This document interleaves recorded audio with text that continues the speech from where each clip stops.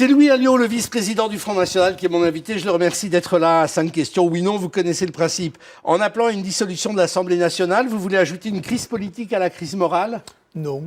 Le Front National répondra-t-il à l'invitation de François Hollande qui veut impliquer tous les partis dans la moralisation de la vie politique ? Bien sûr. Cette approche du Front, Philippe Pénin, qui a aidé Jérôme Cahuzac à ouvrir son compte en Suisse, tous pourris, ça vous concerne aussi ? Il y a 20 ans, il ne connaissait pas Marine Le Pen. Donc non. Il n'est pas proche de vous, du Front, encore maintenant ? Il est proche de nous, mais on va revenir sur cette d'accord. affaire. Hein. Allez-vous transformer votre traditionnel rassemblement du 1er mai en épreuve de force contre le pouvoir en place ? Non, ce n'est pas le but. Le but est de marquer notre opposition au système, mais aussi de donner des solutions pour en sortir. Le non au référendum alsacien, c'est la victoire du conservatisme ? Non, je pense que la victoire de la République, de son unité, de son indivisibilité, et de l'attachement de cette belle province de France à la République française. J'ai lu une déclaration de Marine Le Pen, elle en faisait une sorte d'opération occulte de Bruxelles pour privilégier les régions à la nation. C'est comme ça que vous l'avez. On sait très bien qu'il y a une politique européenne qui vise à démanteler les États-nations. C'est valable pour la Catalogne, c'est valable en général pour tous les régionalismes qui existent en Europe, et nous y sommes opposés parce que nous pensons que la nation est le cadre le plus adéquat justement pour mener une politique et surtout pour protéger une population et les intérêts de ces populations. Oui, et en même temps, vous n'êtes pas les derniers à réclamer moins de fonctionnaires territoriaux, plus de rationalisation dans les services publics. C'était une occasion, oui, ça. Oui, et ça, c'est un autre problème. Et à notre avis, le seul échelon qu'il faudrait aujourd'hui, dont il faudrait se passer, c'est l'échelon régional. Mais c'est un débat à ouvrir et un chantier, effectivement, qu'il faudrait mettre en œuvre.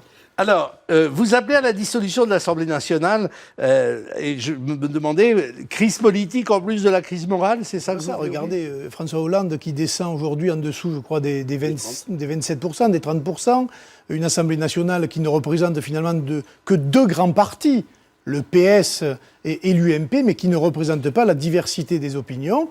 Et moi, je pense qu'entre la crise sociale, la crise économique et maintenant la crise morale et politique, il faudrait que ce Parlement ressemble à toutes les opinions qui existent au sein de notre nation. Et pour cela, il faudrait refaire des élections législatives et bien évidemment introduire la représentation proportionnelle. Oui, d'abord la proportionnelle. Voilà. Donc il faut modifier les institutions. Alors, dans la moralisation de la vie politique à laquelle François Hollande prétend s'atteler, on dit qu'il va recevoir tous les partis politiques, y compris le Front National. Vous accepterez son invitation ? Écoutez, c'est normal. Marine a déjà été reçue une fois sur le rapport Jospin, qui parle d'ailleurs des conflits d'intérêts. Il est normal que le président consulte et qu'on sorte de ce système-là, même si je pense qu'on ne peut pas en sortir, parce que le problème est beaucoup plus profond. C'est lequel ? C'est le problème de la Ve République, des 24 révisions de la Constitution, des 30 ou 40 affaires de corruption politique qui ont eu lieu depuis les gouvernements maintenant Mitterrand, et on n'est jamais sorti de ce système-là. C'est le problème du cumul des mandats, c'est le problème du partage du pouvoir entre deux forces politiques où il n'y a pas d'opposition, il n'y a pas de contrôle de la majorité, c'est le problème des juges et de l'absence de contrôle des juges sur la vie politique, c'est l'absence de transparence des élus eux-mêmes.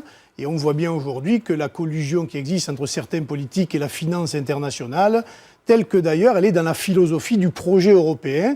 Et je pense qu'en dénonçant le projet européen tel qu'il est ficelé, on agit aussi pour la moralisation de la vie politique. Mais si François Hollande ne dissout pas l'Assemblée, vous allez essayer de faire monter un rapport de force dans la rue, etc., pour lui imposer ce mot d'ordre-là ? Non, vous savez, nous sommes des attachés à la démocratie. Nous irons aux élections municipales, les Français pourront s'exprimer. Nous irons aux élections européennes, qui auront valeur de référendum justement contre ce système.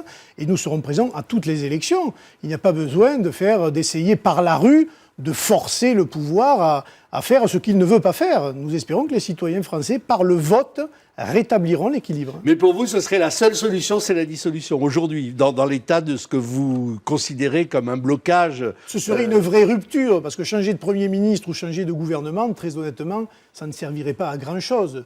Il faut non seulement refaire le paysage politique, mais en plus, il faut lui donner des lois qui soient dignes d'agir de la France et du peuple français. Or, ces lois, nous ne les avons pas aujourd'hui. Et alors, c'est là où on apprend que c'est un de vos proches, enfin un des proches de Marine Le Pen, qui a ouvert, ça c'est pas de veine pour vous, qui a ouvert le compte offshore de Jérôme Cahuzac. Non, mais quand on est sur la ligne de nous, on n'a rien à voir avec ça, vous avez au moins un pote qui a à voir avec ça. Monsieur Phil, vous avez des amis. Oui. Vous savez tout ce qu'il faisait il y a 20 ans ? Oh non. Bon, ben Enfin, voilà. pas mal. Non, Monsieur Penninck était avocat d'affaires, avocat fiscaliste, et c'est lui qui s'était chargé de faire ça pour Monsieur Cahuzac. Mais à ce moment-là, Marine était encore à l'université, et lui était un avocat, il ne se connaissait pas. Donc il ne faut pas quand même reprocher à Marine Le Pen. Non, je ne reproche rien, Voilà. mais ça affaiblit Attendez, un peu votre dénonciation, non? Oui, mais encore sur une affaire qui est légale. Parce qu'aujourd'hui, des avocats, vous savez, qui sont chargés de faire des montages financiers pour aller placer de l'argent en Suisse, en Andorre, en Espagne, aux îles Caïmans ou ailleurs, vous en avez dans tous les barreaux en France. Oui, mais vous les dénoncez moralement et Pas du tout. politiquement, non? C'est le boulot. C'est leur le job. boulot, c'est le job d'avocat. C'est ensuite de déclarer le compte, qui est une fraude en elle-même. Donc, pour vous, ça n'affaiblit pas la position politique et la parole politique du Front sur la Nos question. adversaires ont tenté de l'affaiblir, mais je pense effectivement qu'il n'y a aucune conséquence sur l'affaire elle-même. Alors, Jean-Luc Mélenchon appelle à une grande manifestation pour fêter à sa façon le premier anniversaire d'accession au pouvoir de François Hollande. Vous avez 4 jours avant, un rendez-vous habituel le 1er mai. Vous allez essayer d'en faire une démonstration de force. Ah ben nous appelons évidemment tous les Parisiens et tous les Français à venir manifester avec nous le 1er mai pour contrer ce système politique. Il n'y a pas que la moralisation en elle-même, hein. Il y a aussi le chômage, la crise, etc.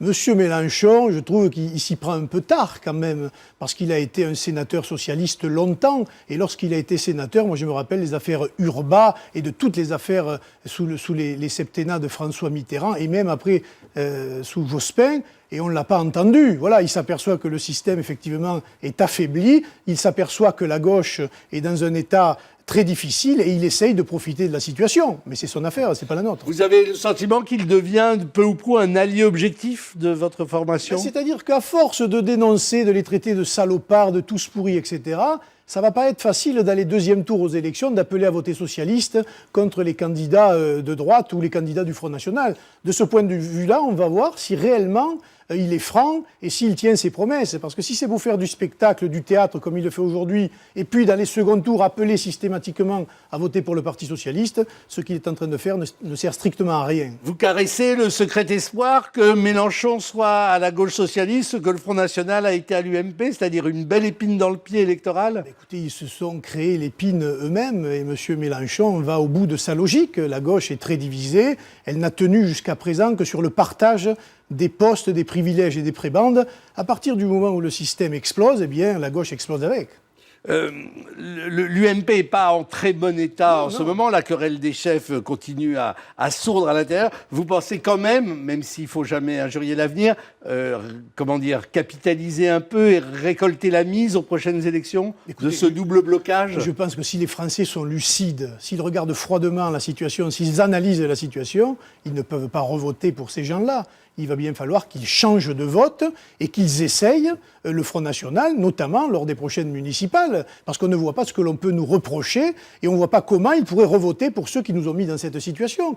Donc oui, nous sommes relativement optimistes, même si, j'allais dire, la balle est dans notre camp et c'est à nous aussi de démontrer que nous sommes capables, justement, de gérer les affaires du pays. Ça va beaucoup bouger à la base de l'UMP avec les maires, etc. Vous pensez qu'il va y avoir pas mal d'alliances sur le terrain, à la base, UMP, Front National? Je pense que ça va bouger parce que l'état-major UMP parisien est quand même décrédibilisé et qu'au niveau local, on voit bien que les responsables locaux ne vont pas s'astreindre à respecter les consignes qui viennent de Paris. Et je pense que dans un certain nombre de situations, nous aurons quelques surprises. Louis Alliot, merci. Merci. L'info continue sur LCI.